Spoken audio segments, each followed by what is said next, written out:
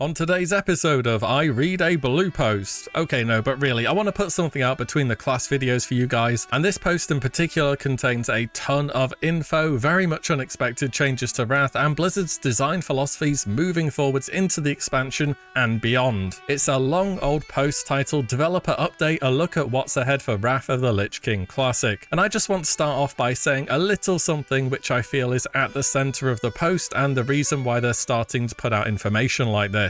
The one guaranteed way that we end up with a game which is the exact carbon copy of retail is by doing everything that has led up to it. Each expansion Blizzard re-releases is another step towards the same decisions that they have already made. We've seen how they've changed the game and how players have reacted to those changes over the years. Some of them have been good, some of them have been bad. And this isn't just a retail bad thing either. There's a lot of good points to it, but it's drastically different from Classic in terms of combat pacing, how the narrative is delivered, players' ability to customize, and just so much more. If you want a Classic, which is a different game, it's gotta start happening somewhere. This is the plan Blizzard has to execute for Classic to go well beyond Wrath, so we do end up with another world of Warcraft, but one which is, well, different, one that's learned from the successes and the failures of the past. It's a big move to really start this during Wrath because, well, it's Wrath, isn't it? The subscriber peak of World of Warcraft, many players' favourite expansion, and I think a lot of people who said no changes back at the start of Classic are now coming back to play and have found out that in the space of some 3 years, well, as an ex-war chief would say,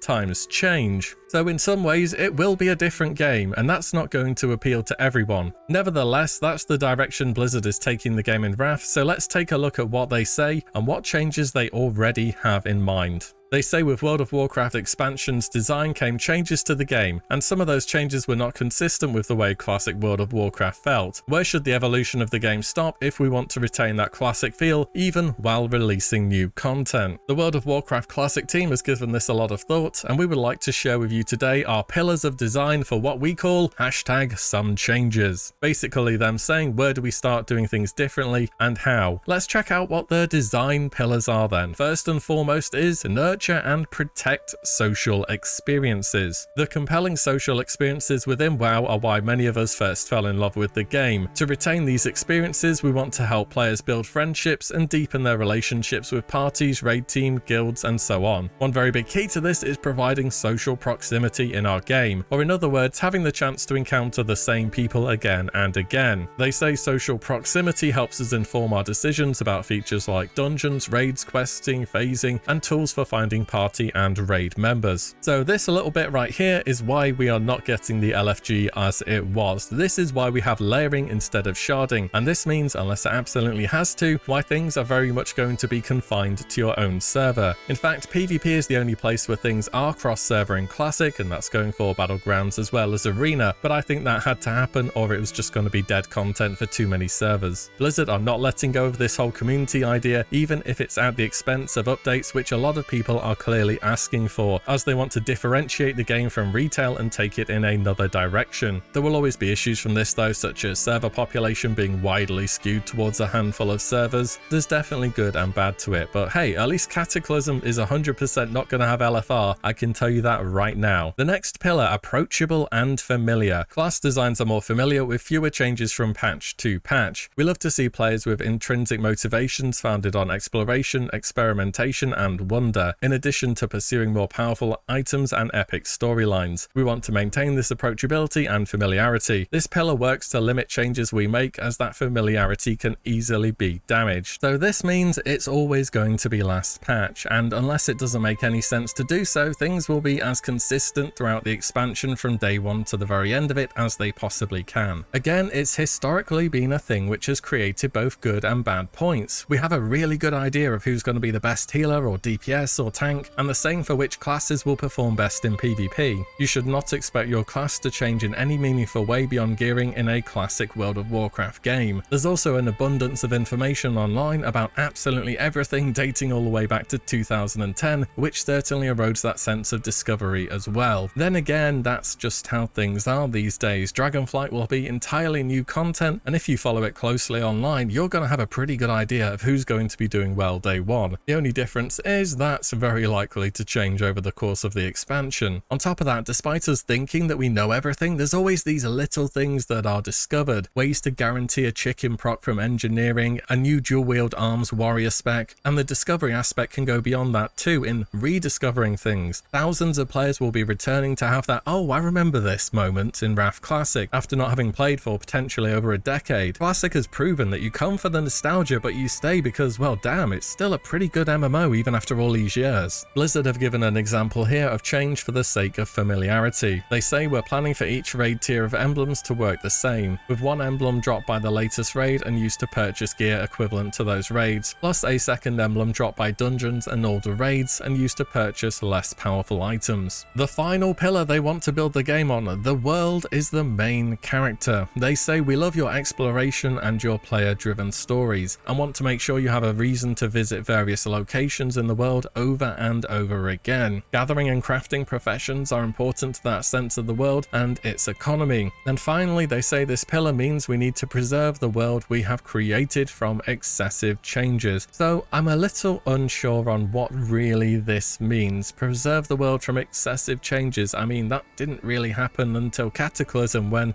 the entire world was changed forever with the Sundering. Gathering professions are as relevant as ever. If you want to start them from level 1, it's back to Elwyn or Durotar. I think the overall idea behind this is just don't make old content irrelevant, but that's kind of how things work in World of Warcraft with its vertical expansions. For example, I've not run a single classic raid since TBC dropped. Do they want to incentivize that kind of activity? Time walking in classic perhaps? I'm not entirely sure. Let me know below what you think about this one. Moving on, they talk about 4 goals, which are the examples of the pillars we just talked about in Wrath when relating to itemization. Itemization is a funny word to use here. For me, a World of Warcraft player, itemization means the stats on items, and that's not what they're talking about. It's just some changes that they're planning on doing. I'm just going to put the examples on screen here so you can take a quick look over instead of reading that as well. But below that, they say we've been exploring a lot of ideas that we've decided not to implement at this time. Read not for these things, such as 10 and 25 player raids dropping the same items. That's how things worked in Cata. Heroic dungeons getting improved drops, or increasing the starting difficulty of heroic dungeons. One change we have decided to make is to increase the health and damage of monsters in Naxxramas. Our 2008 design intention was for it to be a little easier than the 2006 version, but we missed the mark and it ended up being much easier than intended. Bringing up the difficulty a bit will make it into a more fun and interesting challenge whilst awaiting the opening of Ulduar. So yeah, buff Naxxramas, it's actually happening. No word on either Eternity or South Ermine's Lair, but they were also pretty easy. So as a result of this, they're gonna learn from the past and make it a little bit more challenging. Don't expect another Sunwell by any stretch of the imagination though. I still think it's going to be very straightforward. There just might be a couple less guilds with Undying or Immortal running about than there would have been otherwise. I think this is overall a welcome change, keeps things a bit more interesting to Ulduar, at which point hard modes become a thing and raiding naturally gets harder without them having to do anything else. Moving on though, they say the second goal is about making sure heroic dungeons stay attractive throughout the entire expansion. The emblems and items they drop should always be valuable even in late expansion. They should also remain an interesting challenge throughout the entire expansion rather than becoming excessively easy as your gear improves. We are exploring plans to add challenges to heroic dungeons as the expansion proceeds, which would also provide more valuable rewards. So as they say, heroic dungeons do remain relevant, badges are good, but even in Naxxramas gear you can absolutely steamroll them. But adding challenges with more valuable rewards? Wow, I would have never expected that. Bit of a segue here, but in old school RuneScape, which is doing what classic WoW is doing now, many years ago,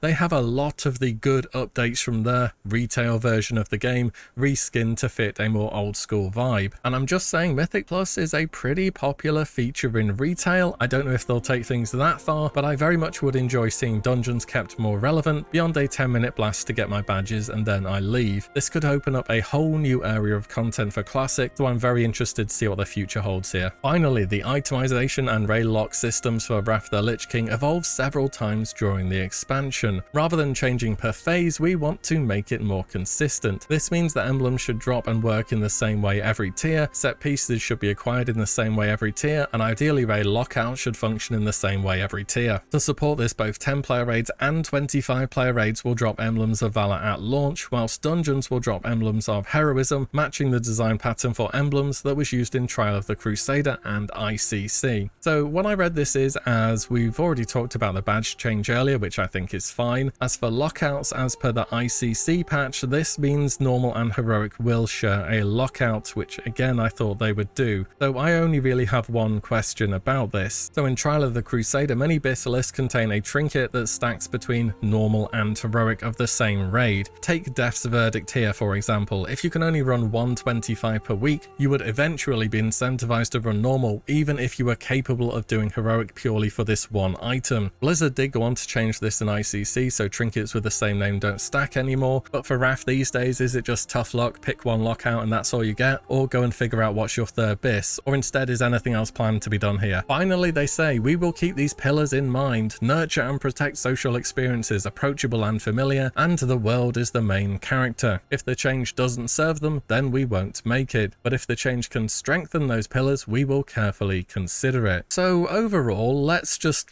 casually ignore you can buy a boost from the shop that doesn't fit any of these pillars at all. Apart from that though, this sounds pretty good to me, honestly. We've gone all the way from changing the texture of water back in 2019, being controversial, to we're gonna straight up buff the raid content and you're gonna like it, it's the right thing to do. The game's changed, the devs have changed, and the player base has most certainly changed. I'll be sure to give feedback based upon this in the future. The beta's just come out the other day, so I can hop into that and really start testing things. And hopefully we can build a Wrath of the Lich King, which although won't be an exact copy paste of your pristine memory, should still be a very enjoyable experience for new and returning players alike. That's about everything though. Let me know your thoughts on the post. As always guys, thank you all so much for watching and listening in, and I shall see you all in the next one very soon.